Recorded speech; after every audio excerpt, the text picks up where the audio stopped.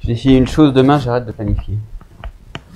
Demain j'arrête de planifier, j'arrête de procrastiner, j'arrête de tourner en rond et je commence à écrire pour de bon. Il y a de fortes chances que j'y arrive pas parce que je suis le meilleur procrastinateur sur Terre. Et je suis le genre de personne qui met 10 ans avant de se décider à écrire. Mais vraiment, hein, j'ai mis 10 ans avant de commencer à... Non, je parle pas pour moi. Non, vous êtes peut-être dans le même cas, mais... et voilà, entre le moment où je me suis dit que l'écriture serait peut-être un truc que je pourrais entreprendre, et le moment où j'ai vraiment commencé à entreprendre, j'ai mis 10-15 ans parce que voilà, je me donnais toutes les bonnes excuses imaginables. Je suis pas prêt, j'ai pas assez lu, je suis pas assez mature, je suis pas assez documenté. Et donc pendant ce temps-là, au lieu d'écrire, je planifiais, j'inventais comme ça des histoires, je faisais des scripts, des synopsis, des plans très détaillés de trilogies formidables, de sagas, de trucs comme ça, qui n'ont jamais abouti, et encore heureusement, parce que c'est sans doute très mauvais. Et mon but ce soir, outre de faire mon autocritique, c'est d'essayer de comprendre en quoi la planification peut être un piège et une impasse, et comment éviter ce genre de choses. Je vous invite à ne pas être d'accord avec moi parce que c'est quelque chose de sans doute trop personnel pour moi pour que je sois tout à fait objectif. Et donc, si vous avez un tout autre avis sur la question, je vous invite à le donner, ça fera réfléchir tout le monde. Pour ceux qui ne me connaissent pas encore, je m'appelle Thibaut Malfoy, je suis écrivain, j'ai publié mon premier roman en 2014. Et depuis l'année dernière, en fait, j'apprends aux aspirants écrivains qui sont dans le même cas de figure que celui dans lequel j'étais avant d'écrire, à essayer de s'en sortir et de trouver la sortie du labyrinthe qu'est leur imagination. Donc la formation s'appelle Écrire. La prochaine session commence samedi prochain. Et vous pouvez aller sur le site écrire.co si ça vous intéresse. Jusqu'à dimanche minuit, il y a une remise sur le tarif d'inscription de 200 €. Donc le tarif final est de 500. Voilà. Donc pour en revenir au sujet de ce soir, je pense que en chaque écrivain, il y a deux écrivains qui se font la guerre. Il y a d'une part l'écrivain sympathique qui part au front, qui est volontaire, qui est courageux, qui travaille la matière sensible à l'œuvre dans la littérature et qui bataille avec les mots pour les faire tenir sur la page et faire en sorte que ça dise quelque chose et de la meilleure manière qui soit. Et il y a l'autre type d'écrivain qui est ce qu'on appelle l'écrivain chef d'état-major. C'est celui qui est très abstrait, très rationnel, très intelligent, mais qui a besoin d'énormément d'informations avant de pouvoir établir son plan de bataille.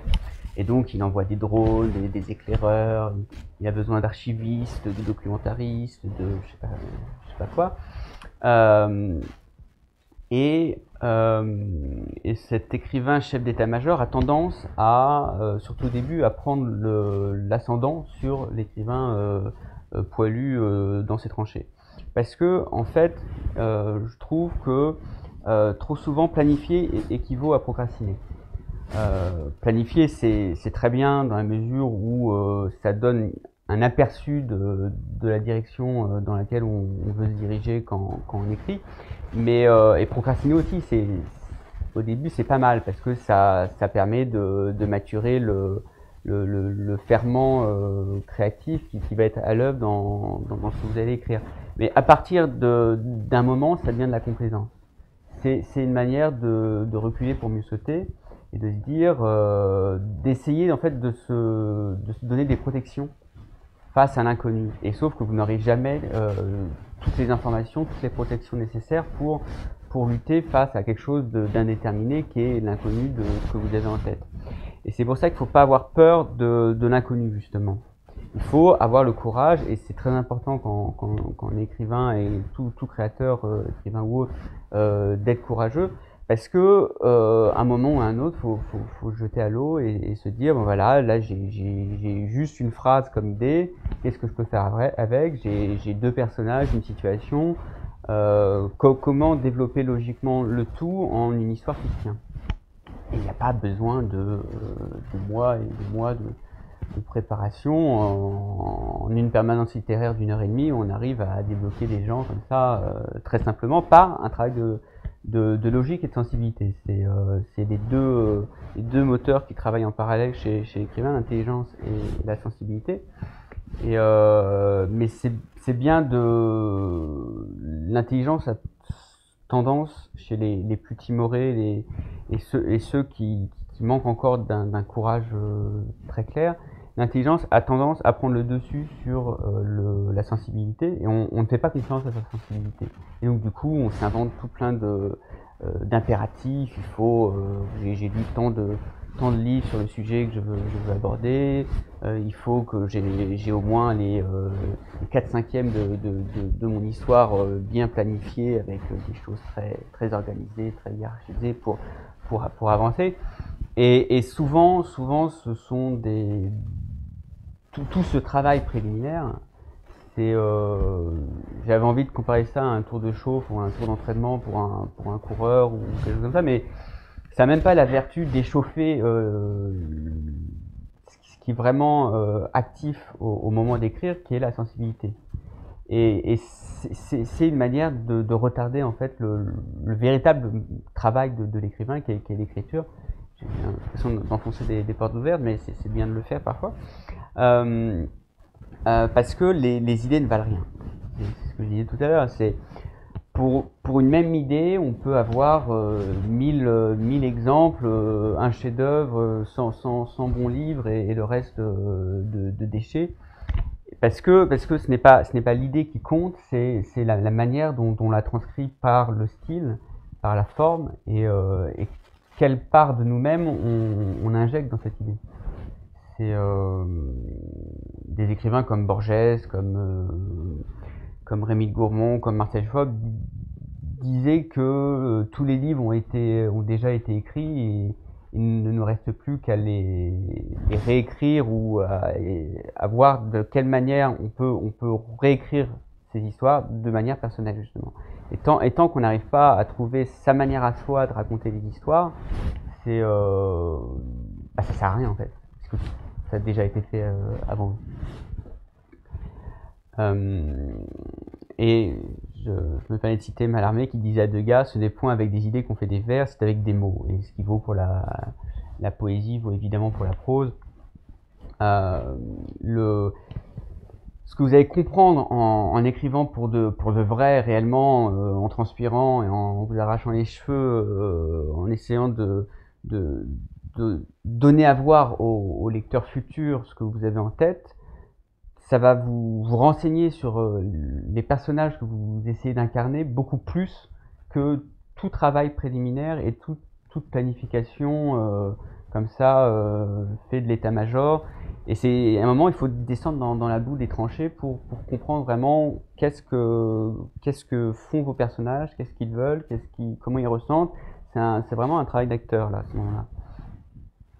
C'est pour ça que je recommande davantage de chercher des personnages plutôt que des idées de livres. Et pour commencer, j'ai tendance à proposer à mes élèves, si vous n'avez pas comme ça des idées de personnages en tête, essayez de proposer une version romanesque de vous-même. Enfin, pas de vous-même factuellement et autobiographiquement, mais de votre sensibilité, de votre tempérament, de vos conflits intérieurs, votre psychologie, tout ça. Et c'est pour ça que moi, dans ma formation, je commence toujours par des exercices de type questionnaire de Proust, pour un peu cibler comme ça l'imaginaire de chacun et voir comment on peut le transformer en œuvre littéraire. Et quand je parle de personnage, je parle de personnage, je ne parle pas de marionnette. Un personnage, c'est quelqu'un qui est actif, qui est libre, et qui ne subit pas comme ça des actions plaquées par l'auteur sur ses personnages, et comme ça arrive parfois dans des mauvaises séries américaines ou de mauvais romans, et où en gros ce sont des pantins qui sont articulés par l'auteur, et et rien ne les meut de l'intérieur, en fait. Et le but d'un écrivain, à mon sens, c'est de trouver comment il fonctionne à l'intérieur pour voir comment ça s'exprime à l'extérieur. C'est vraiment le mouvement inverse. Donc ça demande de la part de tout écrivain d'incarner son ou ses personnages. Quand je parle d'incarnation, c'est se poser des questions absurdes. Quelle marque de cigarette il fumerait s'il devait fumer, quel type de parfum il porte, quel type de fringues, quelles sont ses habitudes, quels sont son job, ses hobbies, est-ce qu'il est marié, est-ce qu'il est fidèle, quel type de sexualité, enfin, tout ce genre de choses est bonne à savoir, même si ça se retrouvera pas forcément aussi précisément dans le livre.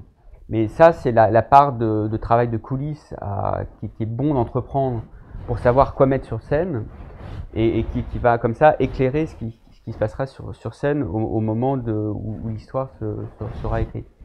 Et donc ça demande vraiment un travail d'accessoiriste et de fringues, enfin voilà, plein de choses très concrètes finalement et qui informent le lecteur potentiel sur la vie intérieure de votre personnage, sa psychologie, et par rapport à la psychologie, se demander, voilà, pour X ou Y raison, j'ai décidé que mon personnage sera, je sais pas, timide et maladroit. Comment, dans la vie de tous les jours, ce genre de tempérament s'exprime? Est-ce que c'est comme moi, ce sera quelqu'un qui va bégayer au lieu de parler avec assurance et qui cherchera ses mots et qui fera plein de gestes bizarres avec ses mains?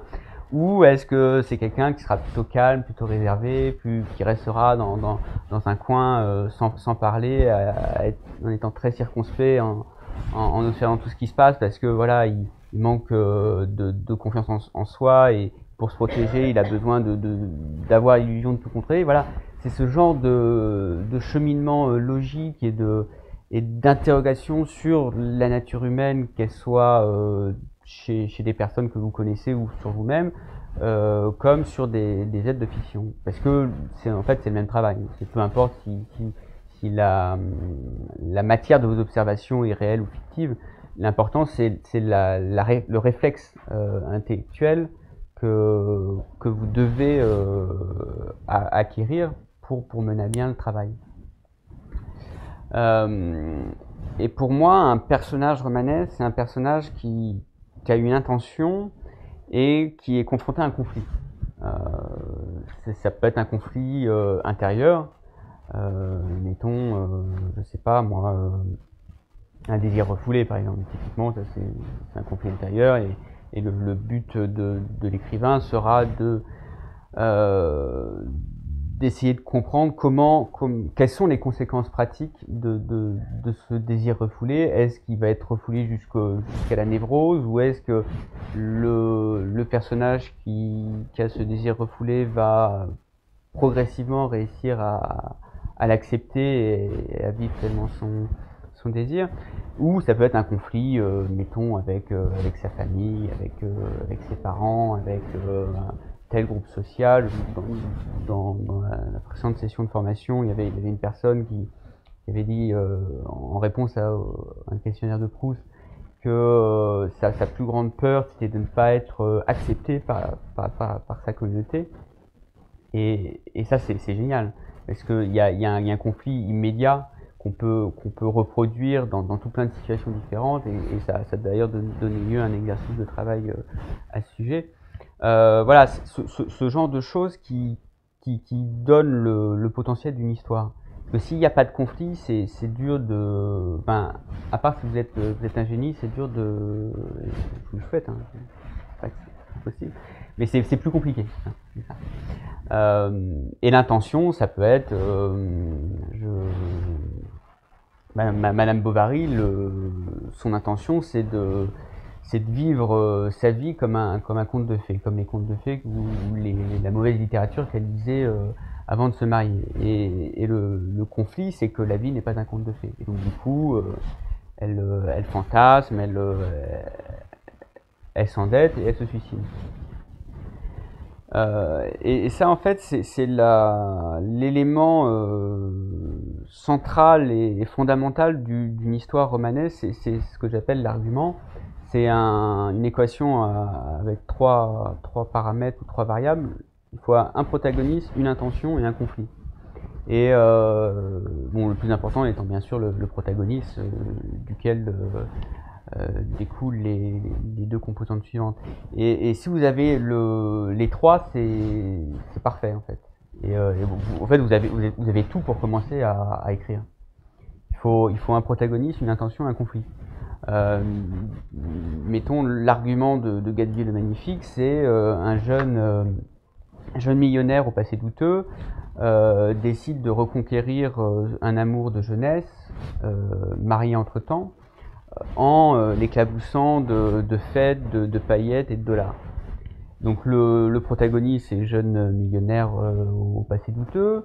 L'intention, c'est la reconquête de l'amour de jeunesse. Et le conflit, c'est le mari qui est un peu gênant dans tout ça, plus les préjugés sociaux de cet amour de jeunesse, qui ne sont que qu'un reflet en fait de son propre conflit avec Zelda.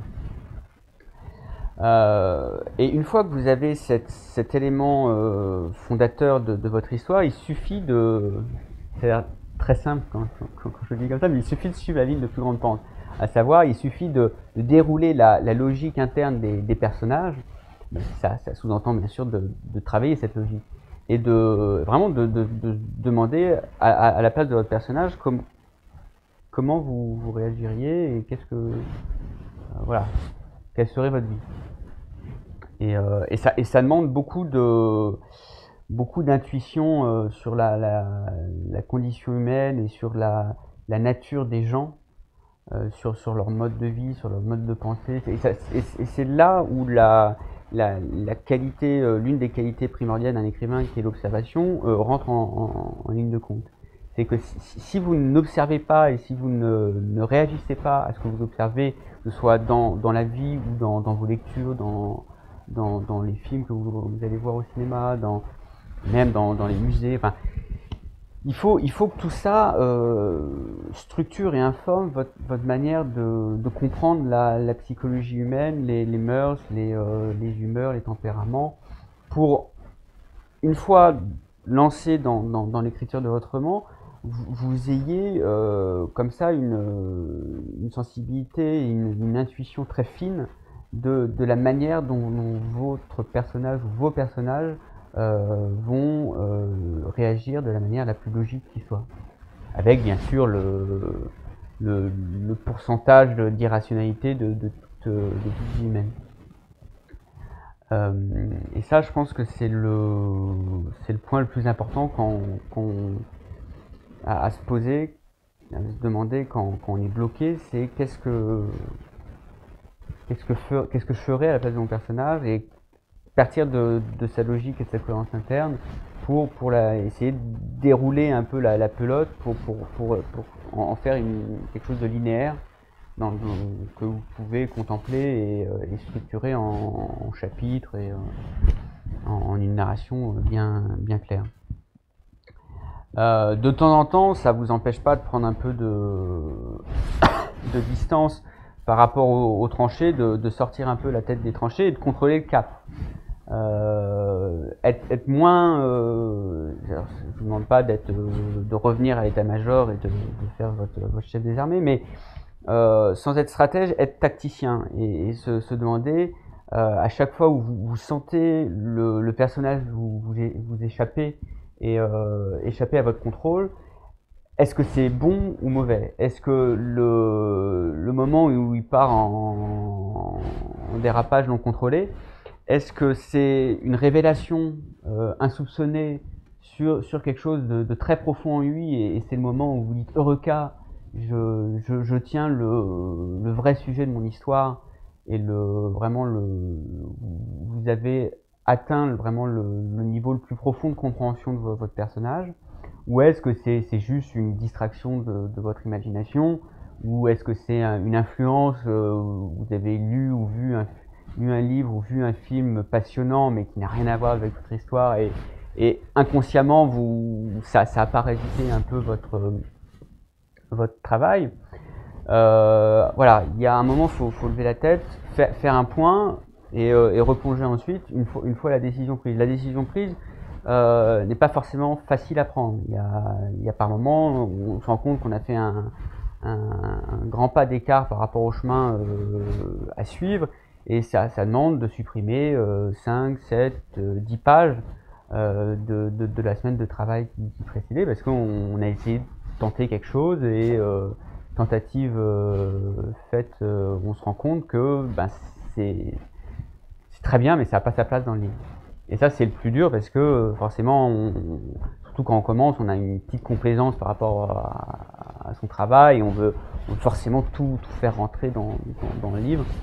Et c'est pas forcément la meilleure chose à faire. Moi, c'était un de mes grands défauts quand j'ai commencé, c'est que je voulais tout faire tenir, et des choses qui n'avaient aucun rapport avec la petite chose que j'avais en tête. Du coup, des chapitres inutiles, des personnages inutiles, parce que je savais même pas ce que c'était un argument en me lançant. J'avais pas un personnage. Quand je raconte l'histoire de mon roman une fois publié, je raconte de manière très rétrospective, et je donne l'impression de savoir de quoi il retourne, parce que maintenant je sais, mais avant de me lancer, je savais pas. Et c'est bien d'avoir quand même une petite idée de ce sur quoi va porter l'histoire avant de se lancer. C'était pas gagné pour moi, et j'ai mis plusieurs mois, voire années avant de vraiment comprendre quel était l'enjeu de mon roman, de mes personnages, et qu'est-ce qui était vraiment racontable, et qu'est-ce qui était digne d'intérêt et digne d'être lu. Mais si j'y suis arrivé, tout le monde peut y arriver. C'est ce que je me dis. Et depuis, ce fil de pelote déroulé depuis Aristote, on sait qu'en gros on peut le diviser en 3 bouts de longueur inégale: le début, le milieu et la fin. Je vous ai dit ça, vous êtes très content, ça y est, j'ai tout compris. En gros, l'exposition des éléments et de la situation romanesque, le développement logique de cette situation initiale, et le grand dénouement que tout le monde attend. Le mari va-t-il tromper sa femme, ou plutôt sa femme va-t-elle comprendre qu'elle est cocu, ou l'inverse, peu importe, je m'en fiche. L'exposition, c'est la phase sans doute la plus courte de toute l'histoire, que ce soit au cinéma ou en littérature. On a tendance à zapper un maximum, parce que c'est pas ça le plus intéressant. Et on peut avoir tendance à trop un peu patiner à ce niveau-là, et à présenter sans que rien ne se passe. Donc voilà, il faut se demander quels sont les éléments quelles sont les informations dont le lecteur a besoin pour comprendre la suite, en fait. Et donc, si au milieu de votre roman, le fait que votre protagoniste joue du piano est hyper important, ce serait mieux d'introduire le fait qu'il joue du piano au début ou dans les premiers chapitres, plutôt que tout d'un coup, au milieu du roman, on découvre que c'est un grand pianiste, et comme par hasard, et ça tombe bien, parce que la femme qu'il essaie de séduire adore le piano. Ça, c'est quand même pratique, hein. Je parle toujours d'intrigue sentimentale, parce que je sais pas, je dois être sentimental, mais ça marche pour tout type d'intrigue. Et si le coupable de votre intrigue policière a une passion pour les chats, et c'est en ayant cette passion pour les chats, comment je fais une intrigue avec une passion pour les chats? Bon, là ça part en dérapage non contrôlé. Et ce serait bien de présenter son animal de compagnie préféré au début, et de voir qu'en fait ce criminel sans état d'âme pour les êtres humains est en fait un grand misanthrope, et comme tout misanthrope adore les animaux, parce que un animal de compagnie, ce qui est bien, c'est que ça ne parle pas. Et donc du coup, c'est beaucoup plus simple à vivre. Et moi, c'est ma grande théorie sur les gens qui ont des animaux de compagnie. Enfin, j'adore mes voisins. Donc voilà. Le développement, c'est une fois la situation initiale posée, donc à savoir l'intention du protagoniste et le conflit résultant, comment il va résoudre ou pas ce conflit. Donc toutes les conséquences logiques sont à mettre dans le développement. Et à un moment, le développement arrive à ce qu'on appelle le climax, qui est un grand élément de la narration hollywoodienne, survalorisé à mon goût. Et à ce moment-là, il y a une engueulade entre le mari infidèle et sa femme, ou l'inverse, et le dénouement, et cette sorte de long épilogue qui verra la femme se venger, ou je sais pas quoi. Donc voilà, on a tendance à raccourcir le début, gonfler le milieu, et la fin, pas trop la bâcler. Et j'avais envie de prendre l'exemple du dernier film de Woody Allen, L'homme irrationnel, pour essayer de voir comment c'est structuré tout ça. C'est le dernier? Pardon? C'est le dernier? Oui, c'est le dernier. Je veux pas te spoiler, je veux pas encore vu. Oh là là. Ça va, Non? vous Vous comptiez le... Non? Bon, très bien. Bon, en tout cas, non, de toute façon, c'est pas un film qui est qui vaut pour son intrigue. Parce que ça quand même, c'est l'un des films à l'argument le plus absurde qui soit. Pour moi, c'est un prof de philosophie dépressif qui décide de tuer un juge partial pour redonner un sens à sa vie. Et comment rendre ça crédible au spectateur?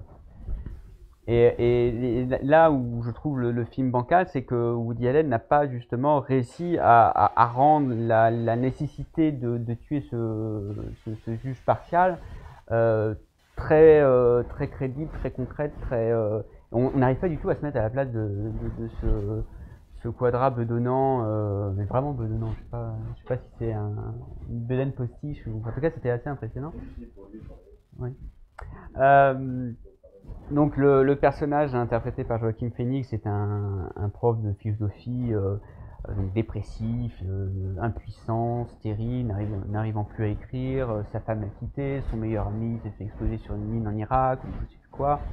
Et donc ça va pas très bien, il est alcoolique, enfin voilà, vraiment dès le début on comprend que c'est pas le genre idéal.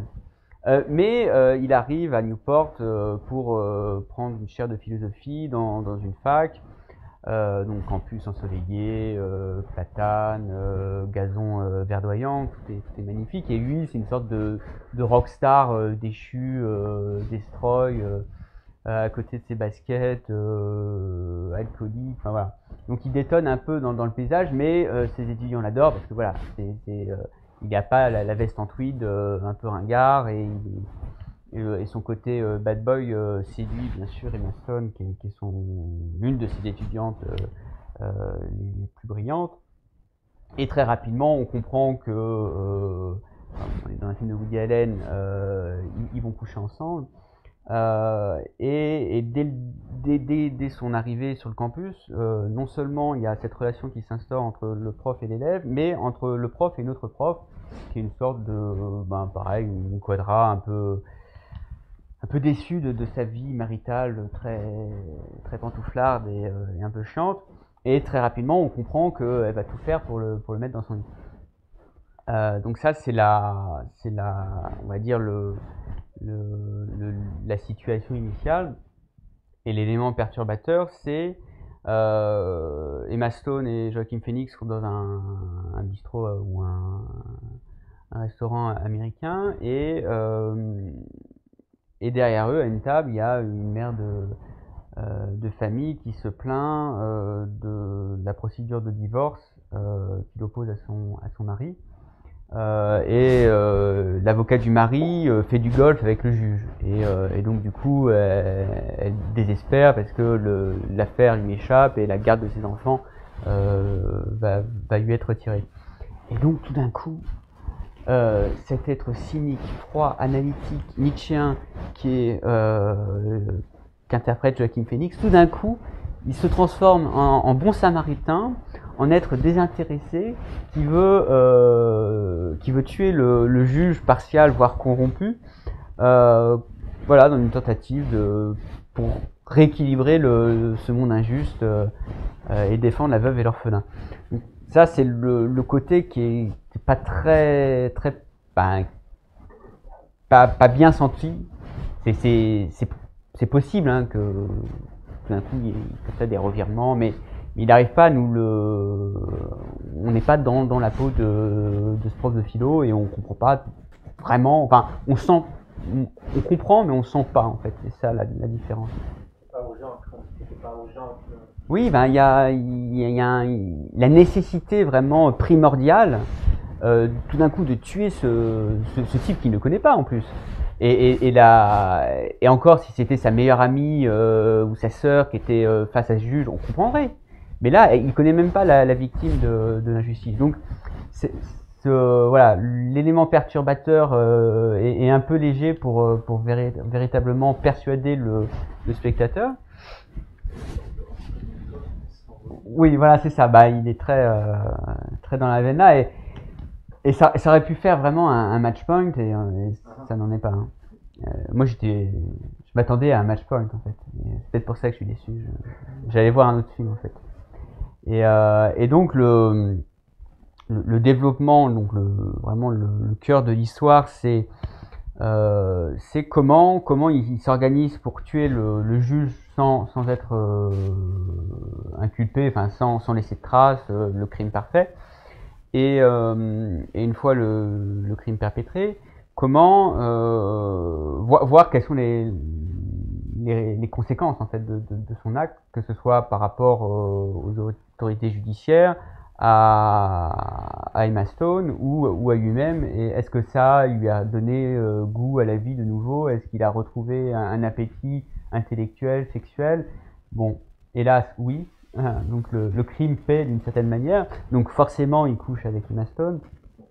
Et son impuissance sexuelle était indiquée au début par le fait que la prof amoureuse de lui avait essayé de coucher avec lui et il y avait une sorte d'ellipse très, très, très courageuse, nous faisant comprendre qu'il ne s'était rien passé. Et donc voilà, il reprend goût à la vie, tout est bien. Il arrive même à écrire, il arrive à baiser, enfin c'est génial le meurtre. Et malheureusement, pour X ou Y raison, Emma Stone le suspecte. Parce qu'on l'a vu rentrer dans le labo de chimie où il y a du poison et l'élève qui l'a vu rentrer ne l'a pas suspecté au début parce que c'est pour sa documentation.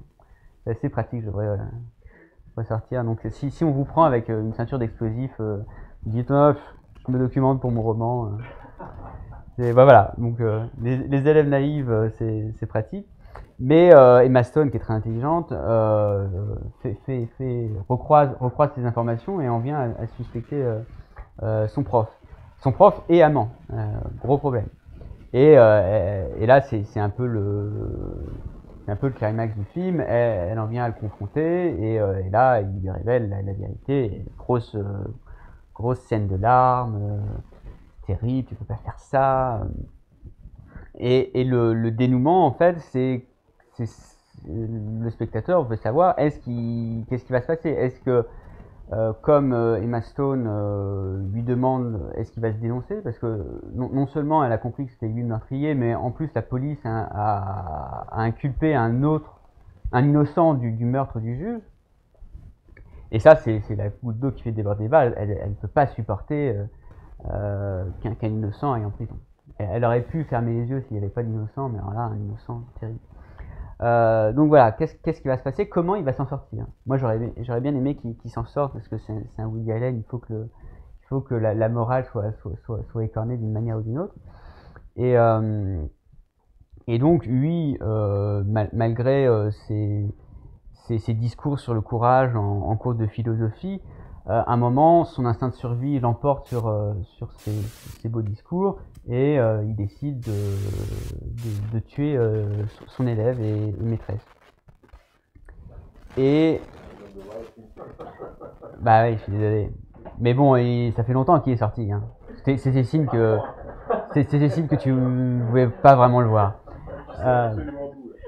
Voilà.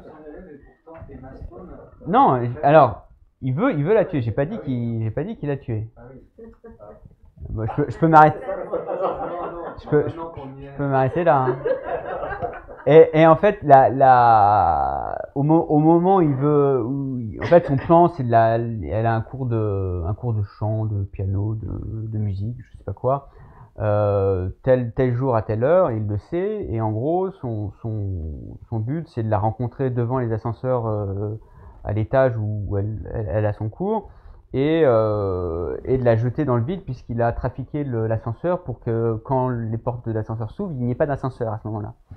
Donc déjà, je vois pas comment un prof de philosophie, avec tous les préjugés que j'ai sur les profs de philosophie, peut réussir à bidouiller, je sais même pas quoi dans l'ascenseur pour qu'il n'y ait pas d'ascenseur. Enfin, c'est pas mission impossible, le type. Hein. Ah oui, c'est vrai. Je vais dormir à ce moment-là. Non, mais c'est vrai, en effet. Je m'en souvenais plus, mais ouais, il y avait une petite explication à ce moment-là. Enfin, avant, pour annoncer et expliquer sa grande habileté sur les ascenseurs. Et là, pof, il dérape et il tombe à la place des Maston dans l'ascenseur. La morale est sauve. Tant pis pour vous. Et moi, je m'attendais, en fait, moi je me disais, ah c'est génial, en fait, par une ironie du sort, il va réussir à s'en tirer. Moi j'avais imaginé que le mari cocu de la prof qui a couché avec lui, parce qu'en fait la prof, lui en fait, au moment où Emma Stone veut le dénoncer, il décide de partir avec la prof, qui doit être la prof de chimie, en Europe pour fuir tout ça. Et juste avant de fuir, il veut tuer Maston. Et pourquoi je raconte ça? Ah oui, moi j'imaginais que comme elle annonce à son mari qu'elle s'en va, je pensais que le mari allait découvrir que c'est Joaquin Phoenix, l'amant, et va tenter de le tuer. Et c'est là que la police comprend que c'est le juge assassiné, en fait, est un dommage collatéral d'une précédente tentative d'homicide sur Joaquin Phoenix par ce mari cocu. Enfin bon, j'ai plein de choses quand je suis au cinéma, et que je trouve que l'histoire est franchement un peu paresseuse. Et du coup, moi, je m'enchantais par avance de ce retournement de situation, parce que du coup, l'innocent est relâché. Bon, un autre innocent est incarcéré, mais du coup, ça aurait pu marcher avec un seul, j'en suis sûr. Et malheureusement, le vrai méchant meurt à la fin. Moi, j'aime que les méchants survivent. C'est un peu le cas dans Matchpoint. Bon, il n'y a pas vu Matchpoint. Bon, franchement. Voilà, donc pour résumer tout ce que je voulais transmettre ce soir, c'est en gros, avant le premier mot, rien n'est fait et tout est encore à faire. Et c'est vraiment en descendant dans les tranchées qu'on comprend vraiment ce à quoi on a affaire et les difficultés relatives à chacun des personnages à mettre en jeu dans votre histoire. Parce que on peut pas penser à tout comme ça, on planifie de très loin, de très intellectuellement. Et on se pose pas les questions, ben voilà, de quelle manière cette personne s'assoit quand elle est en réunion, ou quand elle parle, quelle est sa manière de parler, toutes ces choses que la part intellectuelle de votre imagination ne pense même pas à répondre, parce que c'est pas son travail.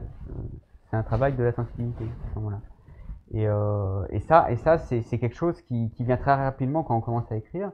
Et c'est là, à ce moment-là, où on a l'impression de perdre pied, d'être confronté à un blocage.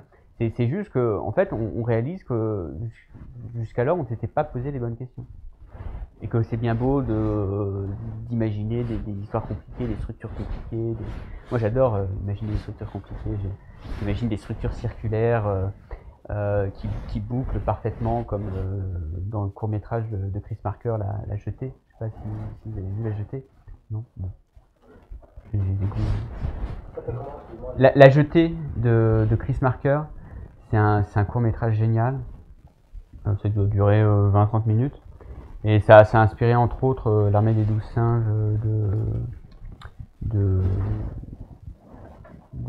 l'Arménie du singe. Terry Gilliam, voilà, merci. Et c'est voilà, c'est une histoire comme ça, circulaire, qui boucle, qui est parfaite en fait. J'adore tout ça parce que c'est parfait. Et j'ai une attirance pour la perfection grecque, des choses bien rondes, bien pleines et desquelles rien ne dépasse. Mais en fait, on prend le problème à l'envers. On parle de quand moi je raisonne de cette manière-là, et ça m'arrive hélas assez souvent, je parle de généralités très abstraites, très structurelles, pour me diriger vers des personnages, alors que c'est l'inverse qu'il faut faire. C'est partir vraiment de, autant que faire se peut, particulariser au lieu de généraliser. Il y a deux types d'approches. Soit il y a les gens comme ça qui veulent, qui commencent à écrire en voulant faire le grand archétype du héros qui suit sa quête initiatique, et ça donne Star Wars. À savoir des personnages creux, qui ne sont pas des psychologies, mais des allégories de la lutte entre le bien et le mal. Et c'est un bon divertissement, mais et encore. Mais c'est pas, ça n'a rien de profond et ça n'a rien de fouillé.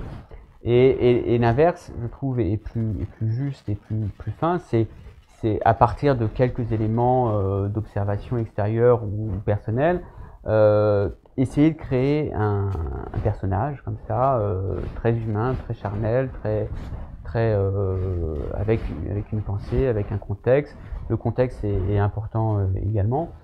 Et voir ensuite, une fois qu'on tient son personnage de chair et d'os, en quoi il peut être l'expression d'une composante universelle de la condition humaine. Mais seulement à ce moment-là, et ne pas faire l'inverse. Parce que l'inverse tend à créer comme ça des marionnettes, des allégories. Et si vous faites une allégorie, c'est très bien. Mais souvent, dans le roman, c'est pas le cœur du sujet. Voilà, je vous remercie. Avez-vous des questions ou des contestations de ma présentation? Mais j'adore. J'adore. Non mais c'est vrai en plus. Mais faut aller voir Star Wars en tant que tel, quoi. J'ai pas vu le dernier. Hein, tu sais pas que... D'accord. Si, parce que un matin, un matin, je suis allé boire un café. À côté. Les gars ont parlé de la fin, et là, j'ai voulu les tuer. Ah oui, j'imagine. Ouais. Et il paraît que c'est catastrophique. La toute fin, oui, bah oui. Non, le dernier. À quel niveau? Monsieur fait de la provocation gratuite. À tous les niveaux. C'est nul, tu veux dire? Ah oui. Ah non. Non, mais ceux des années 80. Non mais ça ne peut pas être nul, il n'y a plus George Lucas. Bon, à part Star Wars. Après c'est pas, je vous demande pas de répondre à une checklist. Alors la couleur des yeux, la taille, le sexe, voilà, c'est pas. Il faut avoir les éléments qui vous permettent de donner un ressentir au lecteur. Donc ça peut être un petit sous-ensemble de tout ce que j'ai évoqué brièvement. C'est pas, il y a pas comme ça la check. Voilà, c'est ça. Oui, tout à fait. On n'est pas. Et encore une fois, je parlais de la différence entre ce qui se passe en coulisses et ce qui se passe sur scène. Peut-être que pour vous, vous avez besoin de tout savoir sur votre personnage, mais vraiment tout, son lieu de naissance, ses parents, est-ce qu'il a eu une éducation stricte ou baba cool, d'où il vient, ses études, tout ça. Et peut-être que vous n'avez pas besoin de ça, et c'est tant mieux, ou tant pis, je sais pas. Mais chacun a, dès qu'il s'agit de travailler des personnages, a un besoin d'informations en particulier. Ça peut être exhaustif ou partiel. Mais ça, c'est pour ce qui se passe en coulisses. Il y a un deuxième choix qui s'opère. Le premier, c'est le choix des quelques composantes élémentaires de votre personnage. Et ensuite, sur scène, donc vraiment quand vous allez écrire, que choisir de l'ensemble de ce que vous savez sur le personnage, et que suggérer, que dire au lecteur et que lui suggérer. Parce que je pense que une bonne manière de faire travailler l'imagination du lecteur et de le faire participer à la scène, à l'élaboration de la scène et de happer en quelque sorte son attention et son imagination, c'est autant que faire se peut ne pas lui dire ce qu'il doit imaginer, mais le lui suggérer par un jeu d'ellipse, par un jeu d'images, par voilà tout un non-dit, un sous-texte que le lecteur va plus ou moins comprendre intuitivement. Et là, voilà, à ce moment-là, il faut savoir quoi choisir dans le background préalablement imaginé pour le personnage, quels éléments mettre en scène pour suggérer l'ensemble du personnage au lecteur. Est-ce que j'étais clair? Oui, non, mais c'est chiant. Et c'est pas un travail d'imagination surtout.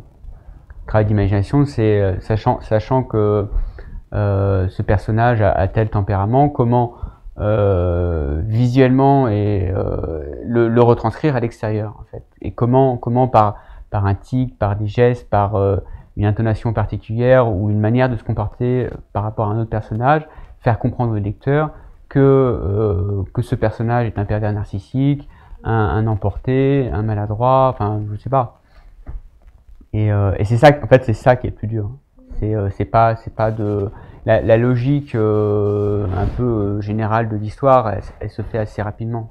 Quand à partir du moment où on a l'argument assez bien défini et dessiné, c'est avec un peu de pratique de sa logique à soi, on arrive très facilement à voilà, imaginer plein de potentialités narratives. Après, encore faut-il trouver la bonne ou celle qui nous convient mieux.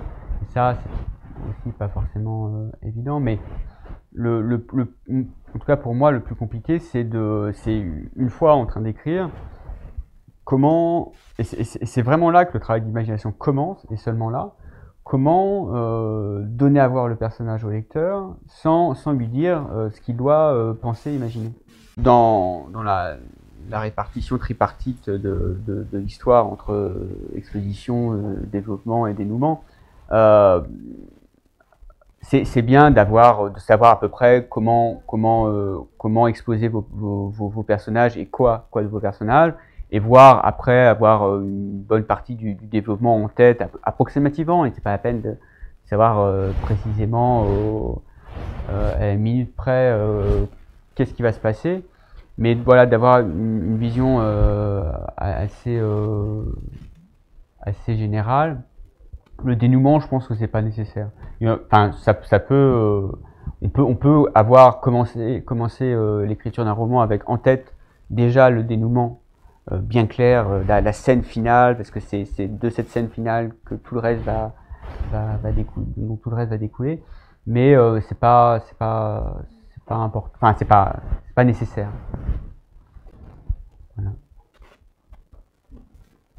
D'autres questions? Enfin, absence, planification contrôlée, on va dire, et pas, voilà, pas quelque chose de fantasmatique et qui t'empêche en fait de véritablement commencer à écrire et à sentir tes personnages plus qu'à les comprendre trop rationnellement. Il y a une petite phase de planification, mais dès que tu peux te lancer dans le grand bain, fais-le. Souvent, on peut se créer des blocages par excès de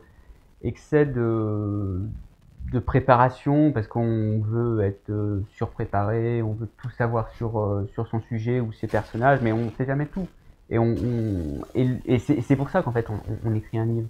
C'est pour essayer de comprendre le ou les personnages dont on a eu une vague intuition juste avant de se lancer dans l'écriture. Et si on savait déjà tout, surtout de son livre, on l'écrirait pas, ça ne servirait à rien. Il me semble.